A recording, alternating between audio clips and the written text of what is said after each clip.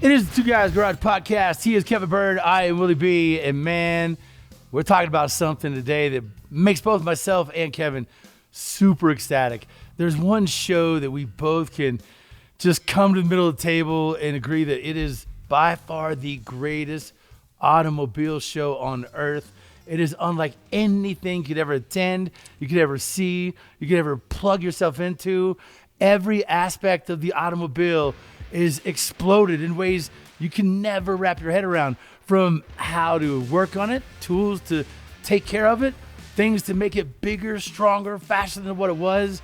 SEMA is an unbelievable experience. It's something I strongly believe every automotive enthusiast should make it a part of their bucket list. And it's now open to the general public on Fridays, which makes that possible. However, you got to see it. Kevin, you know, you got to watch me experience SEMA for the first time, and my reaction is similar to today when I walk in. I'm just like, oh my God. Your reaction was the same as mine, which I guarantee you is pretty much the same as anybody that's listening would walk on that floor. And like you said, it doesn't matter how many times you've been. Every time we walk in those doors, it's just jaw drops on the floor, right? Like the giddy feeling comes in. You know that you're in for a great time because you can just scan around. I mean, think about like when you're a kid, you walk into Disney World and you can see half the rides out there. And you know they just keep going and going and going. And today is going to be like the most fun day of your life for a car guy. Yeah. That's it. That's SEMA right there. Yeah, absolutely. But I will tell you, SEMA has a dark underbelly. And today in the podcast, we have Tom Gattuso. Tom is the vice president of events. He's going to lay layers open, exposed to what's coming down the pipe as far as technology, crazy cool events, things that you wouldn't believe, all kinds of things this year, from new product showcase, future tech studio, collision repair and refinishing on stage. We're going to get into all of that today, but I'll tell you about the dark underbelly of SEMA and the one thing that will happen if you attend SEMA.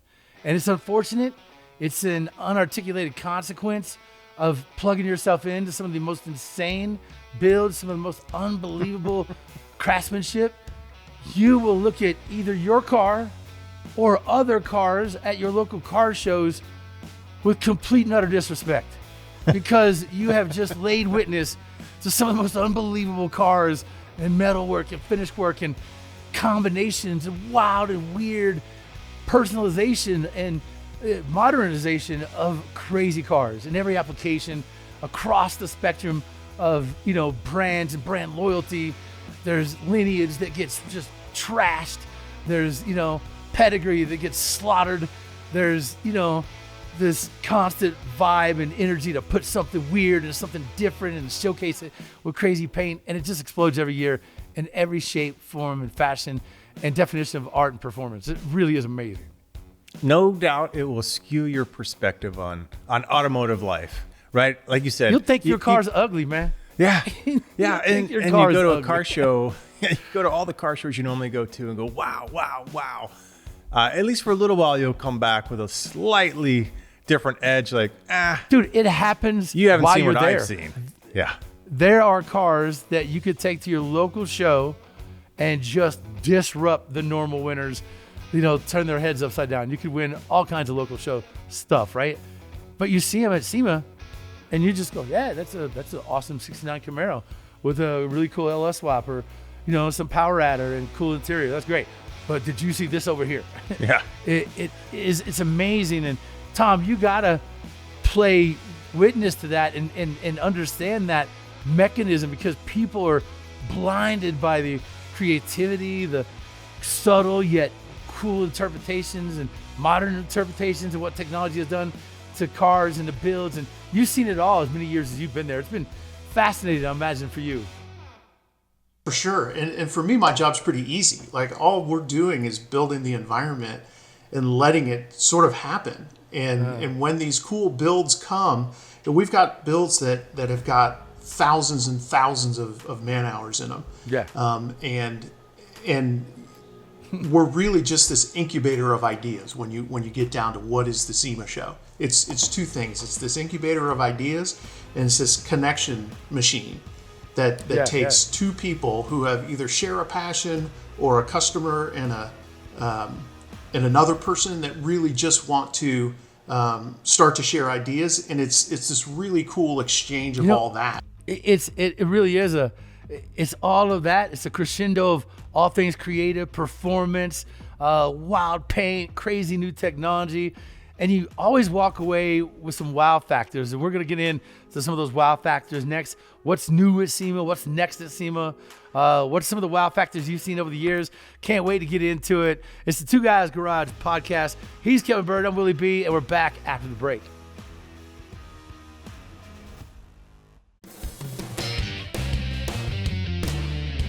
It is the Two Guys Garage podcast. He is Kevin Bird. I am Willie B. We have Tom Gattuso on.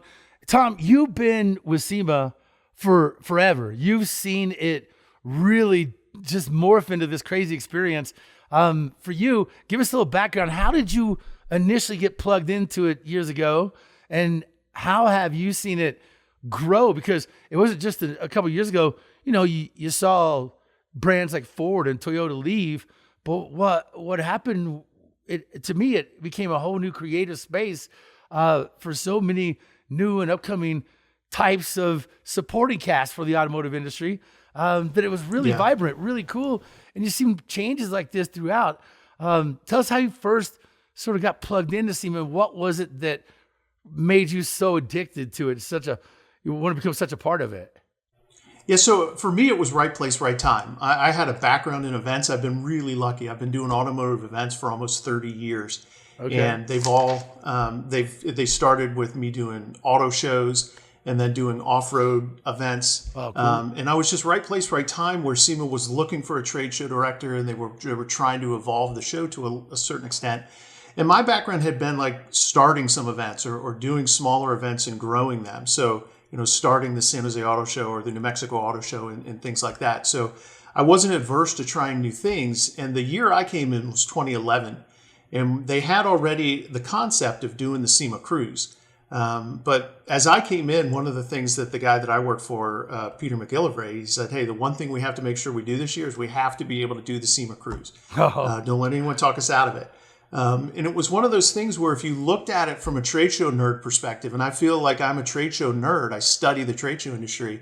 The last thing you want to do when you're moving out one of the largest shows in the country is have a bunch of people watch it happen and bring them all there. But what's happened is over the last 14 years, it's evolved into this really cool thing where there's hundreds of millions of media impressions that happen, and everyone that's in a car's got a camera going and they're posting all that content. And that's just one thing of the evolution. So I'm lucky in that I came into something that had been sort of evolving, and I just got to be a seat at the table as it was happening and really giving my expertise on how we can continue to grow it. But we've done that. Kevin and I have done that. So I think we did it in a car. Yeah, second year. The first year. It was the craziest. It was the coolest cluster F we've ever been a part of in our lives, because people were overheating. There was no traffic control. It was like, just make your way to the Ferris wheel and we'll meet you down there. Yes. It was so feral and so wild and so old school, but it was so awesome. And the people's looks and aspects coming from the streets and the cars that were, able to get through in traffic, it was an unbelievable experience. And we laughed. I honestly, God, think the whole hour it took us to get that 2 mile, pace it was, we just laughed the entire time because it was so dynamic. And we knew we were being part of history in that regard, because it had never been done. It was wild. Everybody was like, I can't believe this is happening. And everybody was, just in awe with what was happening and how it was happening. That was something I'll never forget. I think I had the experience of driving my Charger out a couple years ago, which was amazing too. And it's gotten much, much better, but it's something we will never, ever, ever forget. Yeah, and it's like you said, at the time you felt like it was part of history, because I've been going for over 20 years, and, back then it was industry only. So, right, if you had some piece of the business and whatever, you could get in, and it was great. But everybody sit on the outside going, what's going on in there? What do you got in there? I hear so many things. I see pictures coming out and media coming out, but, why can't I have a piece of it? And that year is when they kind of opened it up and said, you know what? We're going to take what's inside and we're going to put it on the street and drive it. Right? It's not going to be on trailers and all that stuff. right? We're driving it out to an event. People can interact with it at a location. It was super cool. Like you said, I mean, logistics of going through Las Vegas can always be sketchy. I know, was it last year? It was the F1 race. So they had the Formula One track all over the place, but totally worth it. And now we've kind of made it part of SEMA is how do you bring, not just the guy manufacturing the parts, the buyer, right, distributing the parts. So now you've got the customer pretty much all mingling in one place. And I think that's a magical combination when you can let that ecosystem, right, mix and grow. And it's like you said, the conversations you can have, the business that you can do, the inspiration that you get, the connections that you make, all of those happen in this super cool, fishbowl of sort. And it's really kind of grown and expanded over the years. It's been really fun to watch. No, you're absolutely right, Kevin. And not a lot of shows have what you just identified, those three levels of manufacturing, distribution, and end user all in one place. And it was something that we've been working on for the better part of 15 years. We started this in 2007 when there was an overhauling studio in the parking lot. And, hey, that was me. There was a point where you used to... okay, perfect. Yeah. But it was like we always had this passion that we were trying to capture. But then we started our SEMA Cruise and SEMA Ignited after that. And then during COVID, what we found was the line of communication between end user and manufacturer became more and more streamlined. And that was the thing where we had canceled our show for the first time ever. And it's not awesome when you're the trade show person and you have to cancel the first SEMA show ever. That was a long year. But when we came back, we said, okay, now that we've had this year off, like what is the marketplace looking for? And has their need changed? And it used to be very strict B2B, and you would get dressed up in a blazer or a suit and tie or something, and you would wait to write your orders. But the marketplace has changed. The way we transact is different. And the end user is now part of the conversation a lot of times. So we've built this thing that I like to really, in simplistic levels, think of it as just this gigantic industry homecoming where we've added all these dimensions of this marketplace. And this year we're going to do something even bigger where we're going to take it to a global platform and we're going to live stream all 31 hours of the show. And we're essentially going to have a 31-hour long live television show where we're going to be able to take what's happening at the show to the people domestically and internationally that can't come. And I think what it's going to do is it's going to shine this light on our industry that's never been shined before at this intensity level. And it's going to increase the amount of people that come to Las Vegas, which is going to increase the business that our companies do. More innovation, more passion. The industry is just going to really leverage that and just catapult itself forward. So I'm excited because I get to be the air traffic controller. I don't fly the planes, but there's a lot of cool planes coming into our airport. So is it going to be immobile? Are you going to stream certain aspects of SEMA? Are you going to have a stationary sort of setup? Or is it going to be where, hey, today we're going to show you this experience of SEMA out of the parking lot, this is happening, and then on stage later, this is going, and the Ring Brothers are going to debut their new build coming up next. Is it going to be like that, or is it going to be a stationary point where people just have an overcast and just see the macro level of SEMA? No, it's going to be the first thing you described. Yeah, we're going to have like it's kind of an anchor desk, and then we're going to have two roving reporters that are going to be able to cover the stuff inside the show and outside the show. Wow. And we'll be able to do interviews. And it's going to be, when the Super Bowl happens, it's going to be kind of like the ESPN sports desk, but this is going to be our SEMA Live. That's going to be awesome. Pretty incredible and challenging because Willie and I have filmed the SEMA Show for Speed Channel for years. Our production company has done it over and over and over again. And we struggle every year within our 1 hour. Now, you have quite a few more, but in our 1 hour SEMA special, we feel like we just barely scratched the surface, right? So you got a big challenge on your hands on how much stuff is there. And I don't care how many days, but if you do the full 3-4 days and you just start huffing and you just go down the aisles and you try to be as efficient as you can, you're only going to get like a quarter of the way through this thing. It is so huge with so many different halls and wings and what's going on in the front parking lot, the back parking lot, what events are happening. But at least you've got some time on your hands, right? You've got some hours to work with and you can do your best, right? You can try to get out all the elements, but at least if you get the top ones, you're going to get people connected. They're going to get that vibe. So pretty cool. That'll be fun to watch. Hey, and you should it's gonna be great. You should give away cool, I don't know, passes or entries to after SEMA parties or whatever to people that can guess the number of steps your roving reporters do in a day. Yeah. Because I got to tell you, man, you have an unbelievable amount of real estate to cover with that new hall across the way with there last year. It was awesome, huge, another footprint there at SEMA. It's amazing that real estate and just the acreage that is the SEMA show now is unbelievable. And I think, man, showing all that is going to be quite a task on your behalf. And man, I hope those roving reporters have some good dogs because their feet are going to be hurting. They always do. No, for sure. And it's one of those things where we've compartmentalized the show to a certain extent. There's 12 different sections. So, if you're coming for the truck and off-road industry as an example, you can kind of stay in one area. And I always say make sure you allot time to go and explore because that's really where it all happens. It's just kind of walking around. What kind of car person? That's where so many wows happen. Yeah, what kind of car person's going to go to one section? You got to see them all, man. I'm just telling you. Because you're going to go to your section, whatever you think is cool or hot, whatever your business, and then you're going to look over at the next one and be like, damn, what's going on over there? And then it just repeats and repeats because every section has just mind-blowing, jaw-dropping, one thing after another. Just like Willie said in the beginning, everything, the bar is so high, you've never seen anything at that level before, and you have to go check it out. Well, it's not and this is where it happens. Like, this is where the future of automotive is getting dictated. And what's amazing is it's not just the cars, right, that are so wow factor. It's the supporting cast. Remember when you walked into SEMA last year, there was that setup where it could give you the perfect picture, where they had that really tricked out Roadrunner, and it was all white, and it folded, and it had a 360 stage, it turned, and it was the perfect stage, or whatever. All these crazy power add-ons or cool interior stuff or new technology for your car.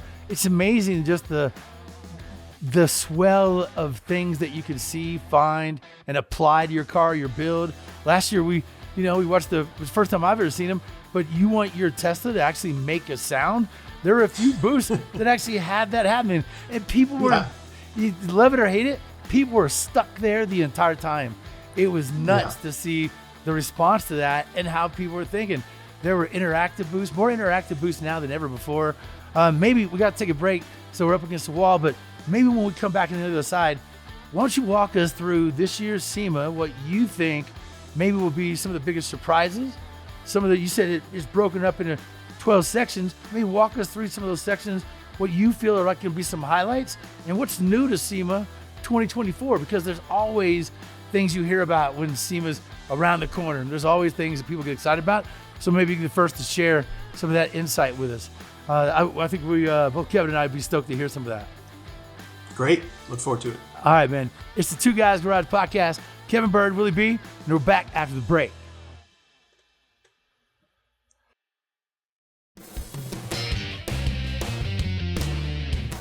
It is the Two Guys Garage Podcast. He is Kevin Bird. I am Willie B. And we're talking SEMA 2024. We had Tom Gattuso on. And I'm excited, man. I know every year SEMA just comes with this something a little different each and every year. You never know what it's going to be. It could be something like music, like it was last year, a big festival, which is wild. That was something everybody was talking about. It could be, that crazy sort of parade that takes place. It could be, the fact that it's now open to, just general public on the last day of the event. Or it could be some of the crazy builds that show up. SEMA over the years for us, man, dude, it's heaven. As a car guy, it is heaven. For 4 or 5 days, it is like nothing else. We're just, we have to work sometimes, but Kevin and I, no joke, we'd be like, yo, I'm going to go see this car. I'm going to go see this car. Well, let's go see this car. Let's go talk to the Ring Brothers. Let's go do this. So it is just, it's amazing on every level. So that's got to be a lot of pride in the fact that how closely you're tied to that, how closely those wow factors and that amazing energy that comes from SEMA still after so many years just wows us all. What is it about SEMA this year that you think is going to be talked about next year? What is it that you see as big wows? And matter of fact, it might be cool over the years you've been doing SEMA. What's been your wildest year? Was it the year back from after COVID where we took a year off? Was it that year? Because I think that year had a lot more energy than people were expecting and people thought. I thought that I showed this car at that SEMA, and it was busy, and the energy was an attitude I thought was really cool, and like we're back, baby, really exciting. What has there been a standout year for you? And then tell us what's new for 2024. Yeah, so I'm an operations guy at my core, a trade show nerd by definition, and so each one has its own thing. And certainly in 2011, when we started the SEMA cruise, like that was definitely a monumental thing. It was my very first year. But in 2014, when we started SEMA Ignited at the Link, like you guys said, 2017, when we were the first show after the tragedy at Mandalay Bay, and we had to figure out an upgraded security plan and how to have 165,000 people all be in one place. 2021, the first citywide show really at the scale we were at to come back to Las Vegas. And that year we were the highest attended trade show in the country, and then backed it up, a second year in 22 and looking like that for 23. So each year has its own thing. And if I were to put my finger on something this year, I'd say that this concept that we've had of SEMA Fest, that is really this evolution of SEMA Ignited, we're bringing it onto the campus. So it's more of a music focus than SEMA Ignited used to be, but we're still going to be able to have it be part of the SEMA show by having it on campus. So that part's really cool. And we've announced those bands. We're going to have Cage the Elephant, Sublime, Fits in the Tantrums, and PDY are going to be our Friday night entertainment. But when you build a stage as a trade show nerd, you try to figure out other ways you can use it. So we came up with this concept that's just for the industry, called Industry Night. And it's going to be Industry Night at SEMA. It's going to be in the same place as SEMA Fest, but it's going to be a completely different event that really is only open to the attendees and exhibitors of the SEMA show. And we haven't announced the music lineup, and they really barely let me out of my operations cage, if you will. So I like to break all the rules. So we haven't made an announcement on bands, but let's go ahead and do that. Let's say Goo Goo Dolls are going to be our headliner for Industry Night at SEMA. OAR is going to be the band that leads into them. And then Rainwolf is going to be our opening band. So that's going to happen Tuesday night. And it's really going to set this exclamation point on the first day of our show. And really what we're hoping for is after you've done all this business on the show floor, you'll be able to gather with the community of automotive enthusiasts and really celebrate all that together. It's a ticketed event. We're going to announce all this stuff on the 15th. But you heard it here first, if you will. And we're excited to be able to bring that. But we've also got like all the innovation. There's incredible builds that are coming. We've got new activations that are happening outside and around the convention center. Those have always been fascinating, by the way. All of it. What goes on outside a convention is a reality show in itself. You never know what you're going to see. The trucks that were out there, I swear every year they get bigger and bigger. They're going to be bigger than the actual convention center building before long. The drifting, the racing, the events that you get to plug into, the experience that is SEMA lives in the parking lot. It really does. Yeah, you're going to see all the flossy and glossy on the inside. You get the wow factor, the crazy builds, cool products. But really, the breadth of SEMA, that first wow factor, the crazy above bar, par that they're setting everything on, just what's going on, and the holy, I can't believe I'm here factor really happens in the parking lot as you walk in. Because you're just blown away. It's unlike anything in any show you've ever been to. And it continues to just be amazing every time you walk through there and think, okay, I'm here. I'm about to, crest the doors. What's going to blow me away this year? And here you are in the parking lot just mesmerized by all the attitude and energy. Yeah, and that's a measure of success for us. Like in my mind, if you are in this industry and you walk onto campus, literally step foot on campus, and you can hear and feel and taste and smell and touch your industry, it's like, okay, we get you. Like you're here. We're all part of this whole thing. Let's just share ideas and see how far we can take this thing. And again, we're not doing anything crazy. Like I'm not dictating trends in the industry. We're just highlighting those trends that all of our manufacturers and our members of SEMA that they are doing in their garages and in their spare time and creating these businesses. So I'm just lucky that I get to be able to host this community homecoming with a talented team of people that put it together. But it's you guys. You know, if you guys weren't doing some of the innovation and all the just promoting the lifestyle and the passion that this is, we wouldn't be anywhere. So it really comes down to the industry supporting the industry. That's the coolest part of what I do. An event standpoint, I think you guys are absolutely cheating. I mean, in a good way. You know, it's like you said, all the things that are happening, besides the smells, everything on the outside before you even walk in the door, right? You know, everybody that's going there is already intent on going in anyways, and it just sucks you in like a vacuum. But it's like when you're just walking downtown and all of a sudden it's that pizzeria smell. They have to be pumping out, and or the bakery or whatever. Like that's the kind of vibe. Like you're starving like mad, and they're just pumping these delicious smells out the door to some restaurant. Like that's how SEMA is. You know, they're just pumping it out with the music, the sounds, the smell, the gasoline, the race fuel, the burning rubber, like all of it. It's just an aphrodisiac that just puts you in a trance and just pulls you like a string through those front doors. Cargasm. Yeah, definitely. So with your big SEMA Fest, does it still include any of the cars from inside? Is there still a way for the people not in the industry to get glimpses of some of these rides, or has it turned more into just the music side of things? No, so definitely. We've got this stage now on campus at the show, and it's going to be directly adjacent to where Optima does their Ultimate Streetcar Challenge. But they're going to partner with us, collaborate with us to be able to bring some of their cool factor to this event. But all the outside area is going to be accessible all day long on that Friday, so that if you do come to SEMA Fest, you'll be able to be part of all the outside stuff that we just talked about happening. So you'll be able to see the industry in motion and be part of that. But you can also buy a ticket, and Willie mentioned this earlier, where you can buy a ticket and be able to come into the SEMA show that day as well. And it all kind of is packaged together. But when you talk about the ultimate automotive enthusiast bucket list item, if you can spend a day at the SEMA show and see all that's entailed there, and then end with awesome bands like Cage the Elephant and Sublime and Fits and the Tantrums and PDY, like that's going to be crazy. So we've created this really cool day of people that just celebrate this passion. Yeah, I don't usually give out with each other. I don't give out advice very often, but anybody listening right now, if you're even just twitching a little bit, just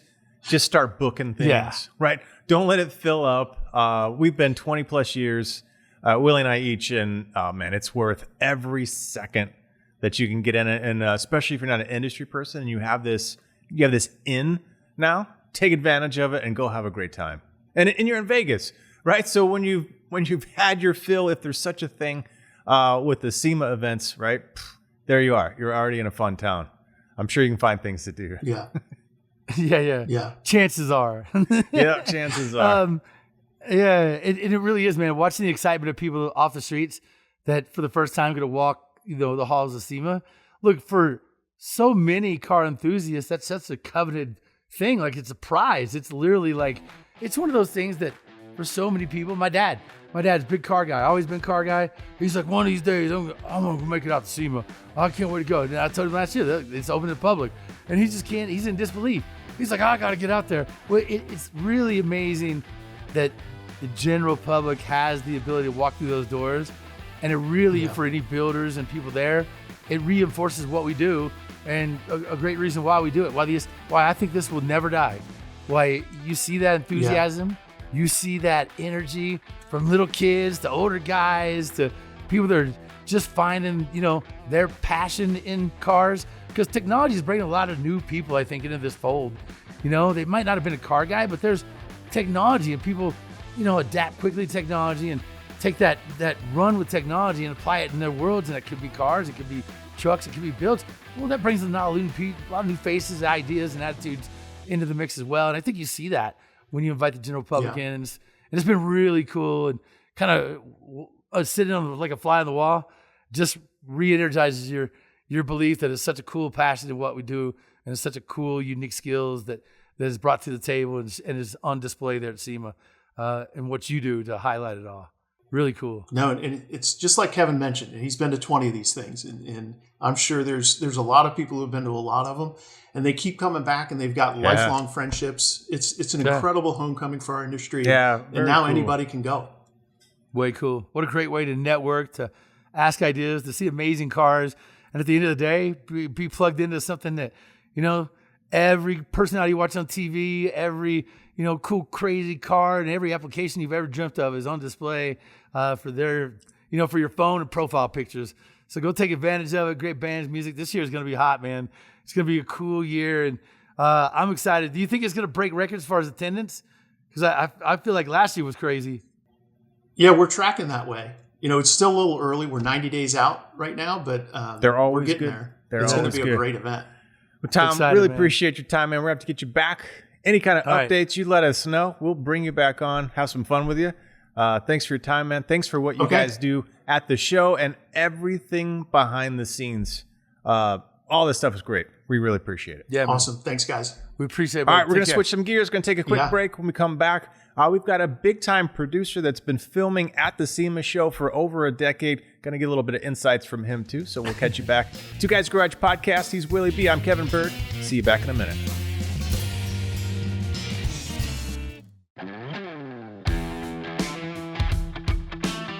It is the Two Guys Garage Podcast. He is Kevin Bird. I am Willie B. And now we have our boy Matt on. Matt is actually a TV producer. He's produced all kinds of cool SEMA shows. Matt, you know as well as I do, producing a SEMA show has got to be wild. Kevin and I are running around like crazy. You are with cameras and lights and action. We're always trying to find something that's cool. We're always trying to share technology, builds, products, performance, the energy and attitude that is SEMA. And that's got to be mind-bending for a producer, especially with Kevin and I, or what other talents you may be working with. I now use the term talents loosely. Yo, absolutely. It's a talent to find what sticks out there and what's worthy, because everything's worthy. I mean, we can make a show out of going to any booth and seeing any car because they're all top notch, they're all high level. Right. So when you can do it with us where we're only getting to pick 10% of what we necessarily walk by, I mean, it has to be the cream of the crop. So I mean, I love the idea. Like last year, for example, you did a feature on the car out in the Toyo Tires area that actually won Battle of the Builders. I mean, of all the cars to pick, you got lucky to pick that one, but I mean, it ended up being one of the cars in the show. Is that lucky? That was just or is that skill? Huh? That's skill, man. Because hey, I saw that build and I thought it was unlike anything that I'd seen before. It would stand out, and it was. I know. It was unbelievable. So I went and grabbed Matt and a camera. I was like, I gotta do this car because it's so unique, so wild, and they did such an unbelievable job in my eyes. It really just stood out as like an unbelievable build. And Kevin, you've been there. You've seen cars that are just put together and there's something extra about them. There's something that's just extraordinary about how it all came together. And it's got that little extra that really puts it above normal builds, And we're not talking necessarily the budget, although budgets help. Well, it's what's really tricky on our end, as Matt kind of alluded to, there's so much there and it's so big. It's not a convention center and you can look across the floor and you can go, oh, I want to go check out that one and that one. It's multiple convention centers all tied together. So what you do is you roll in and you can only see so much and you're like, mind blown. This is the one. Oh my God. Then you walk another 50 feet down and you're like, no, it's this one. This is the top dog right here. And then the whole and Matt's week, like, just pick one. the whole week, exactly. It's like, this one's even better than that one. And so, trying to that's Matt's job, is trying to navigate all of that and really put together a show, because there's a lot to show when it comes to SEMA, right? There's so many things. Yeah, we're lucky the fact that we get to do a little bit of content for our show Truck U and then a little bit of content obviously with Two Guys Garage. So I mean, we get to kind of separate the two. Like it's almost like boxing fighters where you say you go on that side and handle all that stuff, and then the truck guys, you go on the truck side and handle all that. And hopefully you don't pick the same thing because there's just so much to see. But it's also a place for us to get ideas of what we want to do in the next seasons for these shows, because it's like you always see the latest and greatest technology, different products that we can run around and go, oh my, this product would be perfect to use in a show. So that's part of what SEMA always is for us as well, is just seeing those awesome builds. But then stealing little nuggets of little things that are going on that we can incorporate in the next season of the shows. Yeah. Do you ever see products that you want on the show? As a guy that produced the show, I mean, obviously Kevin and I are always trying to drag you guys a million different places, see a million different things. Do you guys ever see something as a producer and go, you know what? Hey, guys, come look at this and see what you think, or stuff like that? Because I imagine you have a good eye too, knowing the shows and what you got to work with. Oh, absolutely. I mean, this is going to be my 19th SEMA show, so I know what stands out, and I know some of the things. Like for a while there, it was like patina builds, right? Everything's so cut beautiful and chrome and painted to the max. So if I came around a corner and saw something patina, I would want to see why is it left like that? So that kind of, I wanted to know the story behind it. But certainly, you know, there's times where we're trying to fit little categories of having a different style build that we want to see. Not everything can be a lowrider. Not everything can be an award-winning car. So we like to see all the elements of it. So there has been times where we've picked things for different reasons. Maybe it's not the best car. Maybe it's even it's a young Battle of the Builder car that just, it's a fresh builder. That's really cool too when you see the fresh builds. Kevin, you remember the I forgot what car it was. It had 2 engines. It was some kind of Honda. In the front of SEMA. And it was like, Kevin and I were trying to figure it out. You know, he had 1 engine in the front, running the front tires, and an engine in the back, running the rear tires. But we were trying to figure out how they were synced, if they were synced, what was going on. How do you coordinate those two things, right? Yeah. Somebody made it work, and they got it, and it's the best places they get it there, so that they get exposed to everybody who gets to see it. Here's the funny thing, Matt. He didn't have it working. He ran them separately. Oh, okay. And then we found out he couldn't run them symbiotically yet. But that was one of the things as guys that know builds, we ask questions to builders, and we find things out because we're like, hey, that doesn't add up, or that can't work. How are you getting over this, or how are you doing that? Which are cool aspects of builds too. And Kevin, with your engineering mind, it's always fascinating to see what you're going to pick. Is it always Ring Brother type builds? Are you thrown off by some guy in his garage that may just blow you away with something amazing? Well, I think I could walk up on almost anything at SEMA and even at a regular old car show because you're gonna have the big picture one, like the Ring Brothers. Everything on it is amazing, and all these little details, way cool, top of the top. But then you can walk up on something else, and maybe 90% of it's like whatever, and then you just find something cool, like, oh man, look at this surround you did around your exhaust tailpipe, or just some little doodad, some feature. It's something different, something new, and that just makes it a walk away type moment where you're like, wow, man, maybe that car wasn't cool, but I remember that aspect of it. That was a new thing for me to experience, to see. I liked what you did there. Way cool. Cool, man. So, Matt, what's in it for 24 when you're looking at SEMA this year? What's going to be in the SEMA show that may be different? What's going to be a surprise? And which one of us personalities is going to be in it? Well, we'll figure that out soon, who's able to make that trip for sure. But, I mean, part of it is honestly seeing the builds, the latest and greatest of the builds, but also seeing the new products and what people are really launching, because everybody knows that's the mecca of the place. SEMA is where they launch and make all the latest headlines of what's coming out, what's new, what kind of new technologies have changed. I mean, even going over to some of the EV areas and seeing how that technology is changing. But obviously with what we do in our shows, I mean, it's still gas. Everything's power. So we're going to see how some of those technologies are changing. And that's the way that we can really integrate clients and use things differently in our shows, where we get to show a little mix between the cars and we get to show the latest and greatest technology, because there's just no better exposure and there's no better platform for clients to show off the latest and greatest than in the SEMA show, because it's the car world Super Bowl. I mean, we all know that. You got to be at SEMA. You got to bring something new. You can't just bring like the old car you brought last year and the old product you bought last year and put it in your booth and expect any type of traffic, Right. That's true, man. The whole premise of SEMA, right? When you walk on the floor, the whole premise is there's so much there, and you want traffic to your booth. You want them to see your products. And so it's, look at me.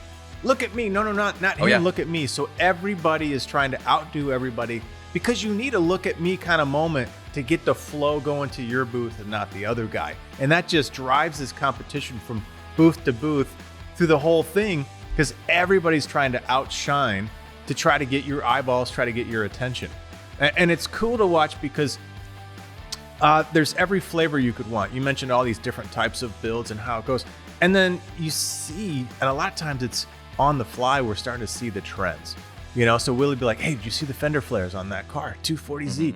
And you're like, yeah. And then you'll see another car with some fender flares. And all of a sudden there's another. It's like, all right, this is the fender flare year. Yeah. This is what's happening. And same thing, like, whether it's turbos years back or anything else, like you start to see right out of the gate because there's so many pieces. In the real world, you wouldn't get to glimpse all that at one time. So you wouldn't necessarily pick up, you just say, oh, there's one guy with a fender flare. But at SEMA, you're starting to see trends. Exactly. So it's a great way to pick up on where things are going. Yeah, last year was the year of the Bronco, right? It was like everything had, and before that it was the new Jeep. But now everything's like, I didn't know you could do so many things to a Bronco. But when you see, like before the Bronco was even released, all the first batches ended up at SEMA. So it's like that's where you see them for the first time. It's there. Yep. Yeah, true. Yeah, it's really cool if you see a vehicle you like. There's typically a lot of different flavors, and so you can get a whole lot of different ideas. Ooh, don't like that. I'm not doing that. I'm not buying those. But this and that and that, that's what I'm doing, bro. Yeah, for sure. Exactly. All right, man. Other shows that you're plugged into outside Two Guys Garage. You mentioned Truck U, the SEMA Show. What else as a producer? Give us some nods, man. And what other shows can people be seeing from the mighty Matt? Well, we're over here at Brenton Productions. We still do, we're doing Build for Off-Road with Ian Johnson this year. So that was four-wheeler last season, and now it's Build for Off-Road. And we still have Truck U going into its 20th anniversary this year, launching on Motor Trend Network and Max. So that we're building a 20th anniversary truck for that.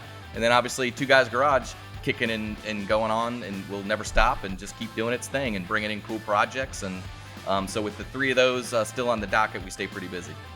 There you go, man. And check out our show. It's available on Discovery Plus and Max, along with on weekends on the Motor Trend Network. Check your local listing. Thanks to all our guests today. Thanks to our producer, Scoop, our senior producer, Justin Carter, executive producer, Bob Ecker. Thanks to our guest, Matt. He is Kevin Bird. I'm Willie B. And this, my friends, is the Two Guys Garage podcast. Yeah, don't forget to check out our website at twoguysgarage.com. Share with us on social, Facebook, Instagram, and Twitter at Two Guys Garage. And this Two Guys Garage podcast, it's copyrighted 2024, Brenton Productions Incorporated, all rights reserved. All right, we're going to Rochambeau who's going out to SEMA this year, or somehow we're going to make both of us work, because that's the most fun you could have right there. All right, catch you guys on the next Two Guys Garage podcast. See you guys.